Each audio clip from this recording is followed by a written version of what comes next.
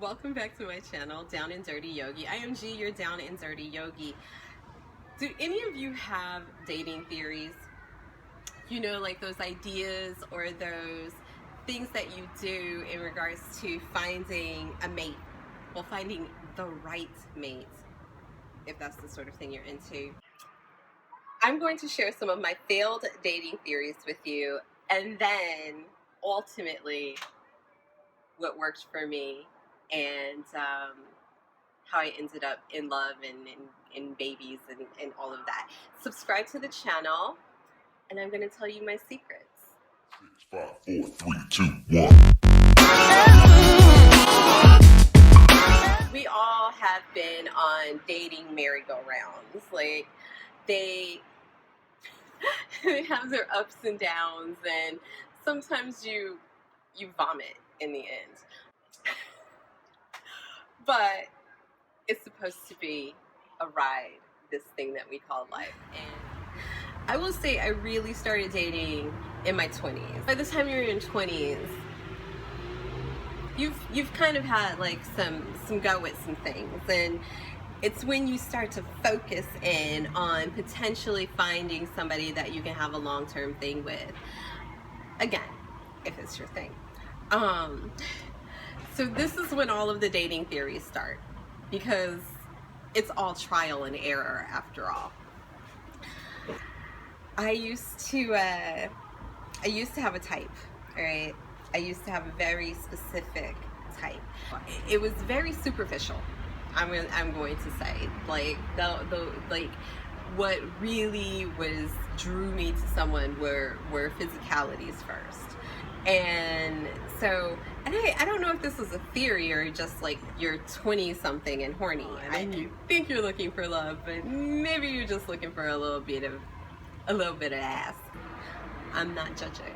You think that this type, this thing that you're going to be super attracted to, is just going to, all the other things you might not even be thinking about are going to fall into place, right? Like, so you find the hot, tall, you know, with all of the features, all of the things, and you think everything else is gonna work itself out because, you know, we are super attracted and that's what you're focused on. One of my first theories was to date someone less attractive. Not just less attractive than my normal ideal, but even like less attractive than me. Like, and this is very superficial again, because the idea was that if I date someone who thinks I'm way better, he'll be better.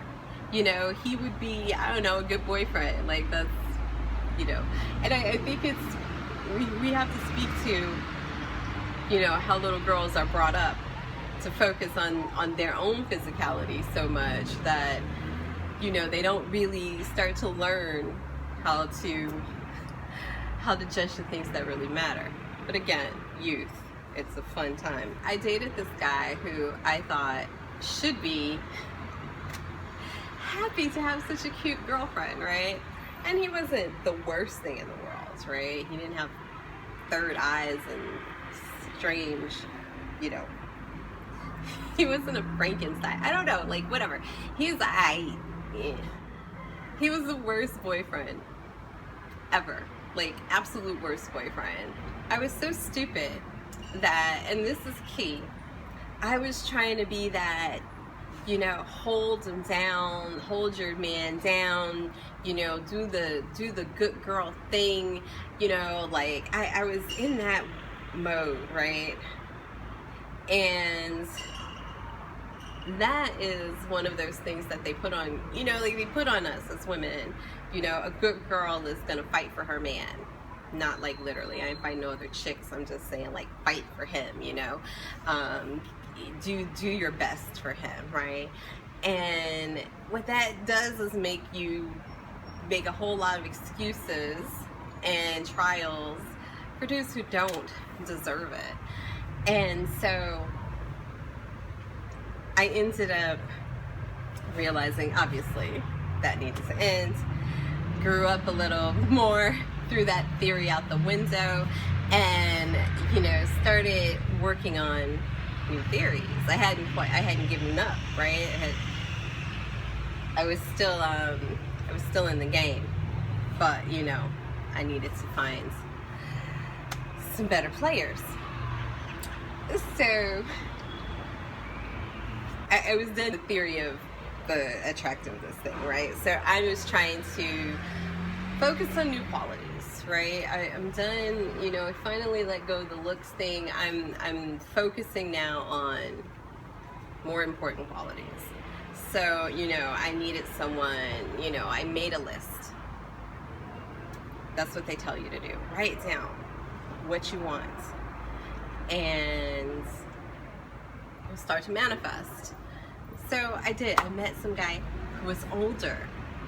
I thought, man, older men, they are going to be ready for something, right? Like they are ready for more than just some foolishness. I'll have to deal with less foolishness, right? This was a theory. And I managed to find the most foolish dude who was probably like almost 20 years older than me at the time. Almost, yeah, like maybe like 16, something like that. Years older than me. Super nice. Very, very romantic. Like way over the top all the time. Did so much to try and take care of me. And then little things started to crack, right? Like things that you're like, Now, I was already starting to give up the hold him down sister kind of theory, you know, like I was already, that whole thing was crumbling in my mind already at this point. And I'm like, all right, you know, I'm gonna meet someone older. It's gonna be less of that, right? Because they've been through it. Somebody already, you know, did the training for you. It just didn't work out, and now they're ready to do the right thing. So this dude, like I said, he was romantic. He was so over the top. He was doing these things to take care of me emotionally that I think was so amazing. And the cracks, though, they started to show. Because I'm thinking, all right, this dude's responsible. Now, he had other children from previous relationships, okay? So 3 kids, 2 babies' mamas. One was twins, to be fair. So, but whatever. He thought he wanted to have more kids, and I was kind of like, no, that's not even going to happen. But we weren't there yet because the cracks started to show. So what ended up happening with this dude is he disappeared. He just ghosted all of a sudden. I didn't hear from him. He wouldn't return my phone calls, and I was like, well, okay. And then suddenly he appeared again, maybe a week or so. Yeah, maybe it was like a week or so later, he appeared. And he's like, oh, my phone was turned off, my cell phone. And I was like, well, what happened?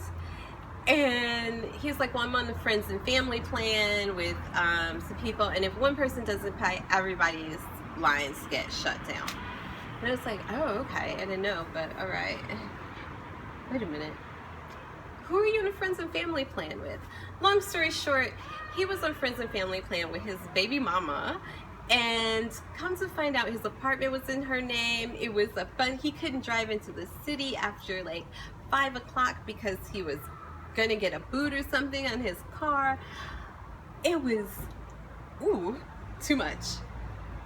So the baby mama thing, the phone and the baby mama apartment in her name situation was older men, not necessarily where it's at. Let that go. That theory's out the door. I mean, okay.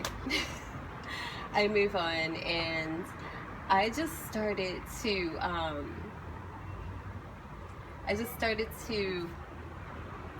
focus on other things. And, you know, there was still the roster of people you go out on dates with and everything, but I think that I started to be like, this person has this purpose, this person has that purpose, and I didn't worry too much about it. But I started, seeing someone else, and I've never been someone who only dated a certain type of man in the sense of the world. Like, my friends would always say, like, my dating roster looks like those old ads from, like, United Colors of Benetton. Like, there's a different shade, a different height, a different whatever. I was just like, I'm going to date whoever speaks to me, and that is going to be how I start to operate. And so I just started letting go theories. Right? I let go all of these ideas of, he had to, like what he had to look like on paper versus what he had to look like on, in person, what qualities that all of these, I was just like, I'm just going to date, and maybe I'll find the right person. Maybe I won't. And you know what? I'm going to be fine with whatever. And that is when the world started to open up for me in regards to finding love, I guess, right? So, I mean, I liked being single.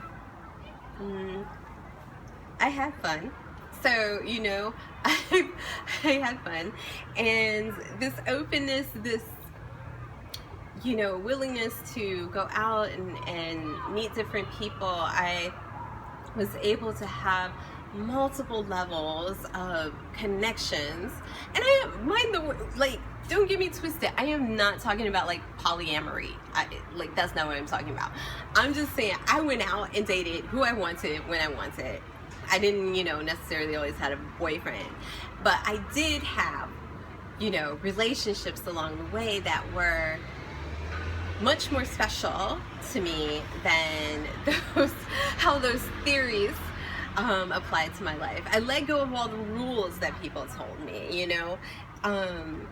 and the theories that if you didn't pause for this amount of time after a relationship, well, maybe you didn't love that guy to begin with. Maybe you're this, maybe you're that, or you're not ready to get on with your life because you haven't gotten over all of this other emotional right? So, like, these are so many things like that go around in our head about like even doing the basic things that we wanted to do.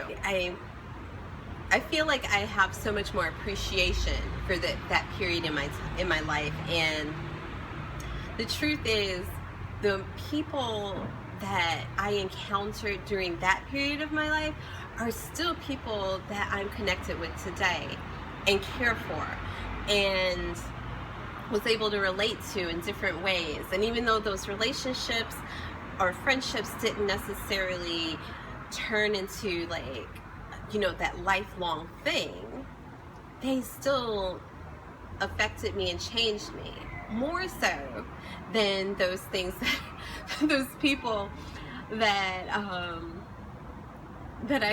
I met during my theory stage,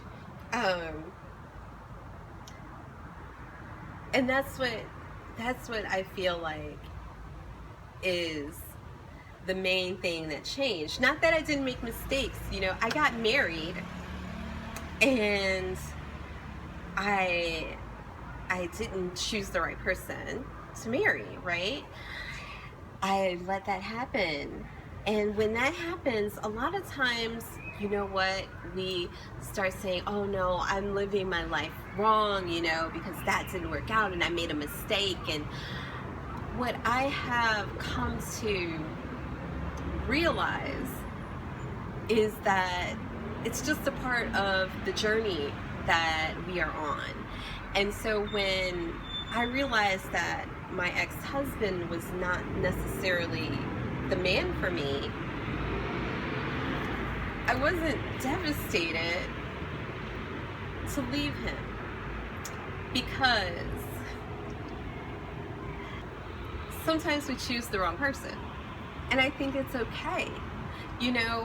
not to say that, you know, you don't have heartache or whatever when something doesn't work out, or you're not sad or disappointed, but I managed to find something greater, like, within such a short amount of time. And I didn't do it the right way, you know. It wasn't pretty, it wasn't the way it's supposed to be, where you have like all these clean lines in between everything. But it is what changed that mistake, or that wrong choice, is what catapulted my life into a completely different place. And that is probably, like, that's the thing that I learned. That's the thing that changed. I stopped having so many expectations from people, and I took them as they were. That's what led me here, is a choice that wasn't necessarily the right one, and allowing myself to be okay with that, accepting myself for all of my things, and ciao.